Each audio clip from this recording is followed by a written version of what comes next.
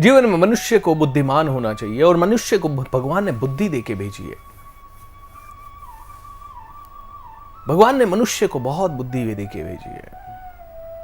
एक गांव में एक व्यक्ति था, पूरा परिवार के साथ रहता था, मेहनत करता था, खेतों में बहुत हल जोतता था, बहुत परेशानी थी। गांव के पास में ही कुछ ऐसा हुआ कि हीरे निकलने लगे, हीरों की खानें आ गई आसपास में।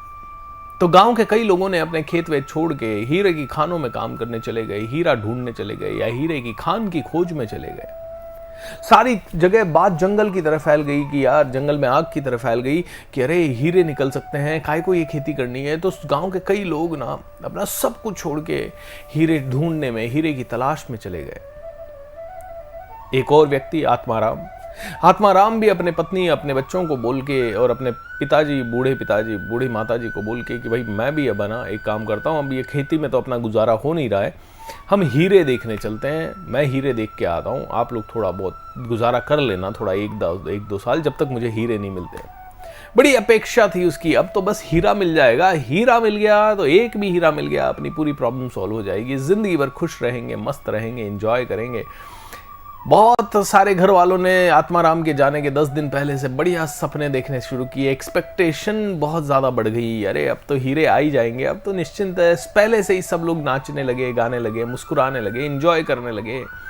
आत्माराम घर से चला गया, 1 महीना ढूंढता रहा, हीरे की खान नहीं मिली। 2 महीने ढूंढता रहा, हीरे की खान नहीं मिली। 3 महीने ढूंढता रहा, हीरे की खान नहीं मिली। साल, 2 साल, 3 साल ढूंढता रहा, हीरे की खान नहीं मिली। इधर घर वालों की भूखमरी से हाल बेहाल, कुछ खाने को नहीं हो पाता था। मेहनत बूढ़े माँ बाप से इतनी होती नहीं थी, छोटे बच्चे उतनी मेहनत कर नहीं पाते थे। पत्नी भी घर का काम करते करते परेशान हो जाती थी, तो अकेली क्या क्या करती।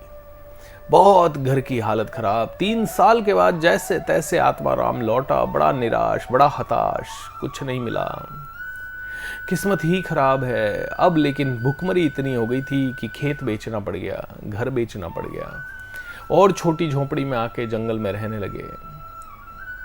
बहुत मुसीबतें हो गई। आत्माराम ने अपना खेत बेचा मनीराम को। मनीराम ने खेत जुतवाया। मनीराम एक साधारण किसान था, ज़्यादा दिमाग नहीं लगाता था, चीज़ों में मेहनत करता था, कमा के खाता था। मनीराम को खेत बेचा। मनीराम ने खेत जोता।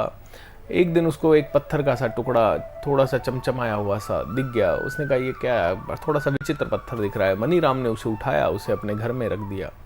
एक दिन मनीराम के कोई रिश्तेदार घर पे आए और उनकी नज़र उस टुकड़े पे पड़ी। बोले ये क्या है? ओके, मनीराम ने कहा ऐसे ही खेत में जोतते जोतते ये मिल गया था। अच्छा, उन्होंने देखा, वो थोड़े पारखी थे, उन्होंने देखा अरे ये तो हीरा है, अरे ये तो ज़बरदस्त हीरा है।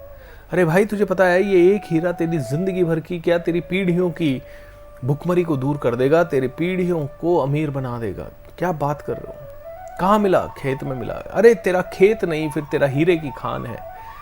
मनीराम ने जब ये सुना तो मनीराम ने खुदाई करवानी चालू की और वास्तव में वो खेत जहाँ पे वो जोत रहा था हल, वो ही हीरे की सबसे बड़ी खान थी।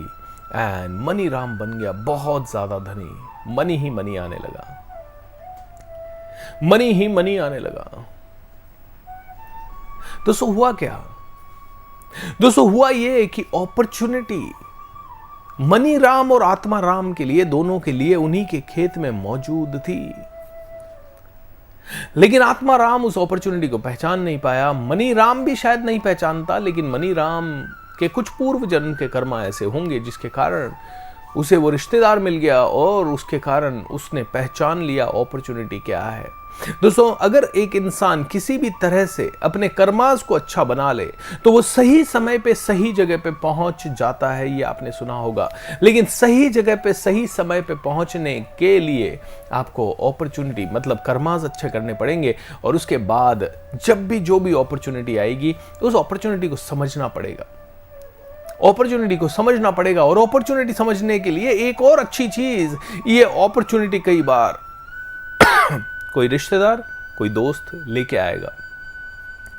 तो दोस्तों और रिश्तेदारों से आपके रिश्ते भी बहुत जबरदस्त हों, क्योंकि ये महानुभव जब आए घर के अंदर, इन्होंने कहा ये हीरा है। मनीराम को नहीं पता था कि ये हीरा है।